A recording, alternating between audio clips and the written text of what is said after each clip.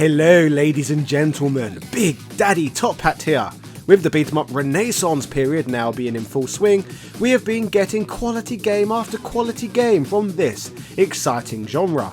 Teenage Mutant Ninja Turtles Shredder's Revenge, released last week, provided us all further proof of this. However, in this new golden age of the arcade style brawler, the new Turtles video game would not be the only top tier beat 'em up that graced our presence that week. The game I am talking about is of course Final Vendetta, the newly released belt scroller that will provide further fun and violence from this flourishing genre of video game entertainment. What a time it is to be alive with so many of these gems coming into existence. But bearing in mind that we are admittedly getting a little spoiled for choice these days, then what did Final Vendetta do differently in order to try and stand out from the already quality pack? This, ladies and gentlemen, is Final Vendetta, another high quality retro brawler. Yeah! From basic games like Pong right through to the much more powerful Xbox 360 and Sony PlayStation 3 games, over the course of a few decades, the world of video games evolved at a ridiculously impressive radical pace, with us going from crude dots on screens to fully immersive explorable realistic worlds in just the space of one human generation. Looking back at this ludicrous feat, it is no surprise that so many genres of varying styles would promptly get left behind, as game developers and publishers moved on to their next jaw-dropping technical showcases. With gaming seemingly permanently being about the cutting edge and the next milestone in graphics being achieved, it comes as no surprise really that at points it has certainly felt like games have often been less about fun and more about how many polygons a development studio's blocky penis has been made up of. Even today, some gamers are willy-waving about how many teraflops their PlayStation 5 is capable of, while shamefully buying that latest edition of International FIFA Soccer or whatever game is being talked about the most in the Twitter trending tab. This may be the case, and we may always be moving forward in one sense, but for the last couple of decades there has been a growing portion of the public craving the fun pick up and play nature of the captivating, whimsical video games from yesteryear. Going back to the classics time and time again provides us with a nice sense of warm and fuzzy safety. But above all else, the simplicity in these games' design often result in superior play experiences. With games like Streets of Rage 2 giving us buckets loads more fun than much of the tired story-driven action-adventure tripe with stealth elements that swamp the market with all of their basic bitchery today.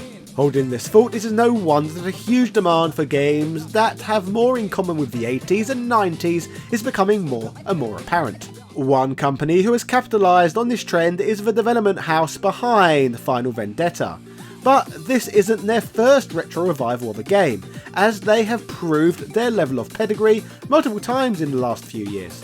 The UK-based studio, known as the Bitmap Bureau, would in October 2019 release a fantastic Xenocrisis, an excellent game inspired by the art direction of Alien that would feature gameplay in the style of classic arcade shooters such as Smash TV and Shock Troopers. This game would not only be made available to purchase for all modern hardware, but in a twist to cater to retro gamers' tastes, the game was designed as a brand new Sega Mega Drive title, available on a physical cartridge with conversions of the game being created for the Sega Dreamcast and other hardware. Bloody marvellous, eh? Fast forward a few years and after a couple more projects, we would get the company's first beat 'em up, Final Vendetta, a brawler released on January 17th, 2022 for modern systems. Speaking of this release, since there is no doubt that I am both the king of fighters and the big daddy of beat 'em ups, the game's publisher Numskull Games would show me the respect that I deeply deserve by gifting me this super limited edition of the game for the Nintendo Switch. Yeah! The game came with a range of cool goodies and extras too, absolutely perfect for a man of my calibre and stature. So thank you for that, Numskull. Apart from obviously playing through this game myself, in order to deliver to you the best scoop possible, I would actually go one step further than this too, as I would reach out to Bitmap Bureau's design director Mike Tucker. so that I could hear firsthand about this game's conception and development. Tucker informed me that growing up as a kid on the mean streets of Southampton's Netley View council estate, that playing video games seemed like the perfect way to stay out of trouble. He would experience his first beat-em-ups in the arcade like many Brits on 8-bit microcomputers. Here he would get to play classics such as TheBlueDragon, Target Renegade, Pit Fighter and more. Playing these games, one game would stand out to him more than others though, the arcade version of Final Fight, with Tucker being blown away by the game's designs, visuals, atmosphere and music. It was just such a huge jump from what came before it. He states, "I remember playing Final Fight for the first time at the travelling fun fair that would pitch up 2 or 3 times a year at the edge of our estate. It was such a loud cabinet and always drew a crowd. And if you were any good at Final Fight, then the local troublemakers would give you some respect and generally leave you alone." Enjoying gaming as a whole, after Tucker left college in 1995, he would send a speculative letter to the recruitment agency Aardvark Swift, who managed to give him an interview for a QA position at Sales Curve Interactive, a company previously known as Storm. Tucker quips that, "I wasn't sure how to prepare for the interview, so I took along my PS1 memory card, with my best Ridge Racer lap time stored on it. I can't remember if they even looked at the times, but they were highly amused that I'd brought my memory card along, and that alone seemed to be enough to land me the job. Testing video games wasn't as much fun as I imagined though, and I was close to quitting in the first week. Luckily, I stuck with it though. In present day, in the apocalyptic future of 2022, I would ask Mike's opinion on why he thinks beat-em-ups went away, and why they have recently made a comeback.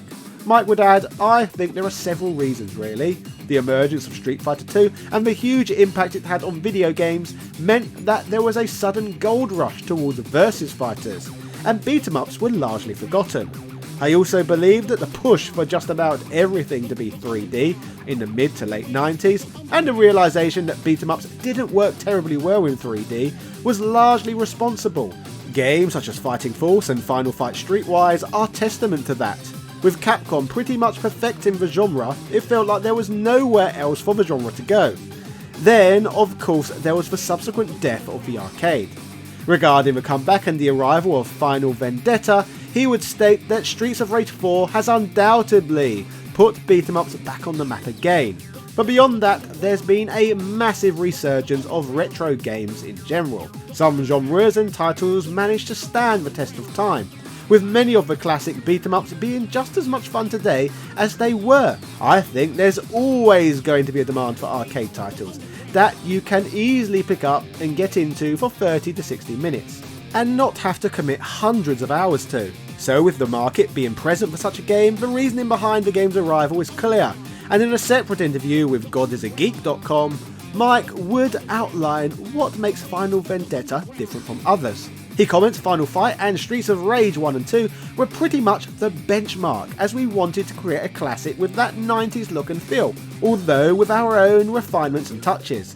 We also felt that the Neo Geo needed a great beat-em-up, as the likes of Mutation Nation, Burning Fight and Sengoku didn't live up to Capcom or Sega's offerings. So in a crazy twist to this tale, Final Vendetta would be developed as a Neo Geo game that is soon to see a physical cartridge release for said hardware. If you have been following the Xenocrisis story, you will be aware that this is not even the first Bitmap Bureau game that is being made to run on the hardware, as a version of Xenocrisis was made for the AES too. In my interview, Tucker adds, "We felt like the Neo Geo really needed a great beat-em-up, along the lines of Final Fight and Streets of Rage. So Final Vendetta combines many aspects from both of these, but you will also notice touches from the likes of Double Dragon and Crime Fighters 1 and 2. The Neo Geo version will be released later this year." In regards to the challenges with making such a game, Mike would add that the biggest challenge was finding an artist who could handle drawing the thousands of frames required at such a high standard. We've really pushed things in terms of animation in particular, as we wanted to get close to that classic SNK look and feel. Technically speaking, there's quite a lot to consider in beat-em-ups too. You could argue that they're more sophisticated than versus fighters in some respects, as there's a lot of hitbox management going on. Then there's all of the state and animation handling for multiple characters. In his God is a Geek interview, he would add more about the game's main artist, Jabir Grant, explaining we came across him after seeing some of his sprite reinterpretations on Tumblr. His style was very reminiscent of the classic SNK games, so he was a perfect fit for the project. He lives up in Scotland, and although we've been working with him for close to 3 years now, we've still yet to meet him or even talk to him. We need to do something about that soon. When I questioned him about what he is most proud of about the game, he would explain, I think that Jabir has done an amazing job with the sprite art, and the game just couldn't have happened without him.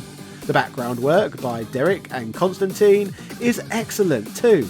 Additionally, we're equally ecstatic about the soundtrack. We were fortunate enough to have a chance meeting with Lee James of Featurecast, who happened to live just down the road from our office.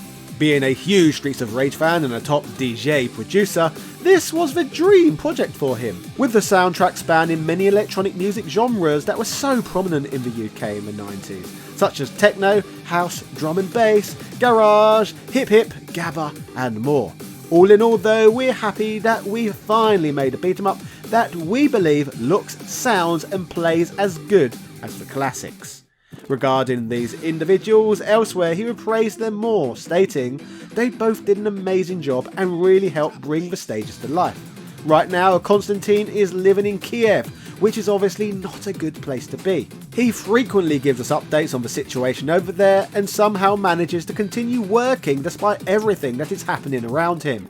We're actually trying to help him move to the UK with his wife and cat, so hopefully that will come to fruition later in the year. The game even has additional music from Utah Saints within the soundtrack, as Mike mentions they were on board with the project because, fortunately, our musician Lee James, aka Featurecast, is good friends with Tim and Jez of Utah Saints, and he had no trouble in convincing them to join the project.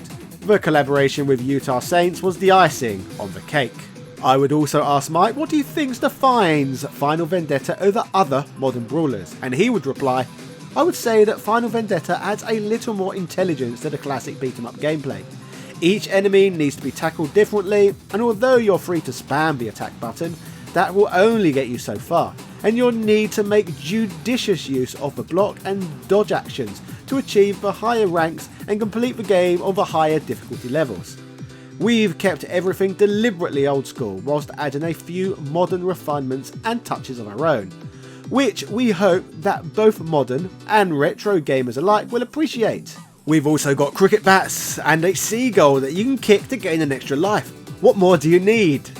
Publishers of the title Numskull Games described Final Vendetta as a hard-hitting action-packed beat-em-up for 1 or 2 players in the vein of classic arcade titles, featuring stunning pixel art and a thumping soundtrack with exclusive tracks from Utah Saints.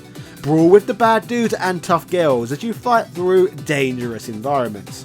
They would also highlight to us the lineup of playable characters, consisting of Claire Sparks, a student and martial arts expert who has become unwittingly embroiled in the rescue of her sister, Duke Sancho, a quick-witted bare-knuckle fighter from London, earning his nickname after a brawl in the Duke of Wellington pub, and not forgetting the towering figure of Miller T. Williams, a Canadian ex-pro wrestler controversially removed from competitions for use of excessive force. Together, the 3 friends must battle their way through the streets of London on a dangerous journey to bring back Claire's sister. I must add that setting the entirety of a beat-em-up in London was a surprise to be sure, but a welcome one. As growing up in said shithole myself, I was legitimately constantly attacked by unruly gangs who were after my Nokia 3210 or whatever else I happened to have on me of any value. One cheeky bugger even stole my cousin's Nike trainers off his feet. I wish I could tell you I was joking, and this bit is all just character work, but sadly this all actually happened. I wasn't born into a top hat, I bloody earned it. Anyway, the knife-ridden London is in my opinion the perfect backdrop for a beat-em-up to take place in, with the location being every bit as terrible as Metro City. Thinking about it, maybe one day I should run for mayor so that I can solve the issues once and for all. I clean those streets up. Speaking of famous mayors who take to the streets, the game's intro sequence draws a lot of parallels with the one that can be witnessed in Final Fight, in that a phone rings and someone answers to inform them about a kidnapping. This purposely generic plot point would serve as a backdrop for the characters to rage through the streets, renegading through one final fight to complete their vendetta. Those familiar and experienced with classic beat-em-ups will instantly notice some of the similarities between this one and games of the past, in that each of the 3 playable characters function differently, with Claire being built around speed, Miller being built around power, and Duke providing a middle ground. Obviously, each of these characters have their strengths and weaknesses, but speaking to a number of other people who have also experienced this game, the general consensus is that the majority prefer to favour Duke, the all-rounder of the bunch.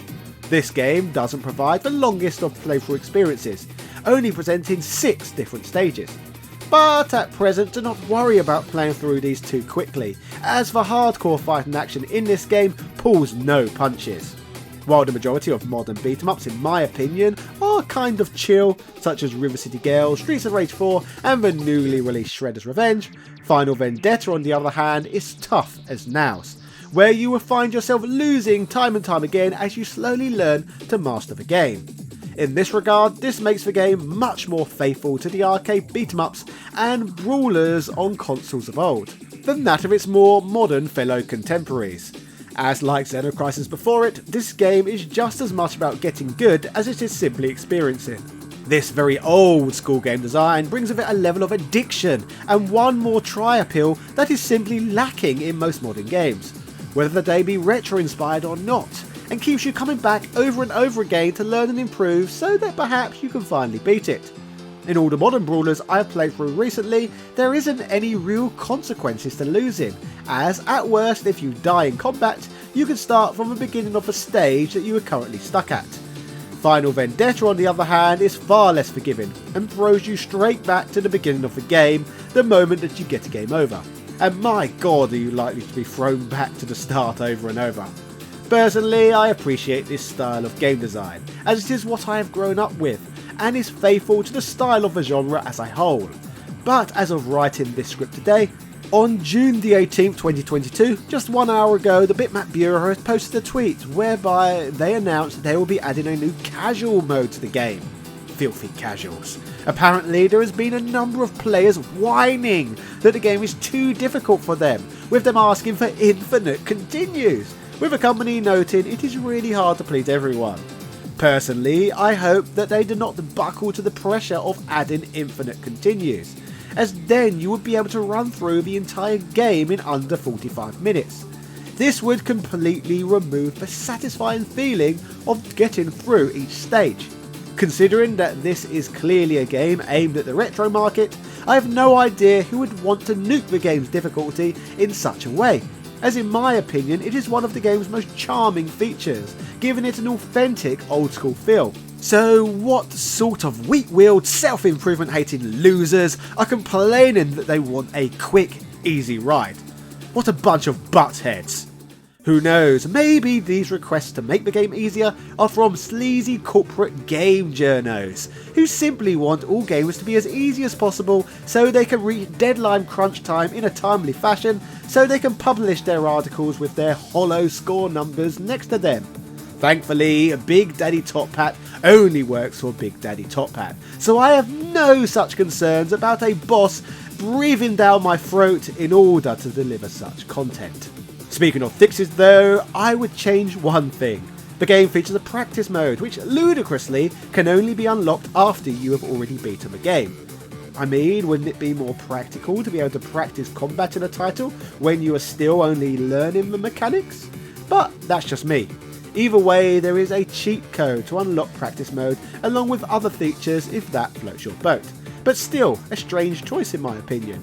Nitpicking aside though, the game provides exactly what it promises, an old school Neo Geo looking beat 'em up with great combat, whereby players must utilise good old fashioned techniques such as juggling to conquer this classic inspired experience.